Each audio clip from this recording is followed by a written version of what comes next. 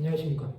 오늘은 사도행전 20장 24절의 말씀으로 하나님의 은혜의 복음을 증언하는 일이라는 제목으로 하나님의 말씀을 나누고자 합니다. 본 말씀은 내가 달려갈 길과 주 예수께 받은 사명 곧 하나님의 은혜의 복음을 증언하는 일을 마치려 하면은 나의 생명조차 조금도 귀한 것으로 여기지 아니하노라. 사도행전 20장은 사도 바울이 에베소 장로들과 이별하고 예루살렘으로 잡혀가기 전에 고별 설교한 말씀입니다. 오늘은 하나님의 은혜의 복음을 증언하는 일에 대해서 생각해보는 시간을 가지고자 합니다.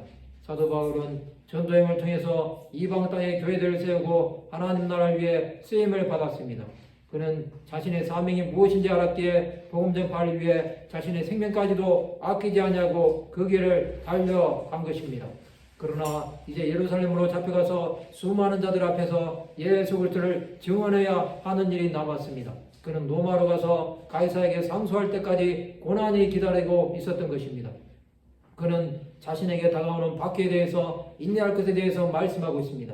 그가 참는 것은 자신의 사명이 다해가는 것을 알았기 때문입니다. 그는 모든 겸손과 눈물 또한 유대인의 관계로 말미암아 당한 시험을 참고 주를 섬겼습니다.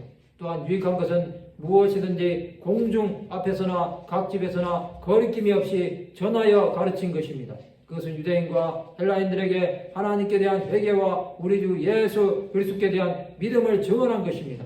하나님의 은혜의 복음은 수많은 자들에게 생명을 주십니다. 그는 자신에게 다가오는 고난을 두려워하지 않냐고 예수께서 가졌던 십자가의 길을 묵묵히 한 것입니다.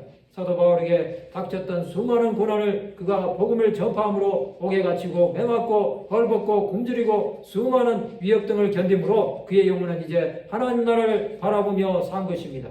그는 자신의 생명을 조금 더 귀한 것으로 여기지 않냐고 삶으로 하나님께서 주시는 은혜가 그의 삶을 온전히 다스린 것입니다. 그는 자신이 세상을 떠난다고 할지라도 그가 전한 복음은 온 열방을 뒤엎는 하나님의 능력이 됨을 믿었습니다. 예수 그리스도의 12사도도 자신들의 생명을 귀한 것으로 여기지 않냐고 복음을 전파함으로 하나님 나라를 위해 산 자들이 된 것입니다. 소망이 없고 생명이 없는 자들은 예수 그리스도의 복음을 통해서 영원히 살아나게 됩니다. 성도 여러분, 이 은혜의 복음은 지금도 전파되고 있습니다. 수많은 하나님의 사람들은 이 복음을 위해 자신의 사명을 다하고 있습니다. 우리가 전하는 복음은 주 예수께로 많은 영혼을 인도하는 생명의 말씀이 될 것입니다. 말씀을 마치고자 합니다. 은혜의 복음을 전파하는 일에 생명을 드리는 하나님의 백성들이 되시기를 주님의 이름으로 축원합니다.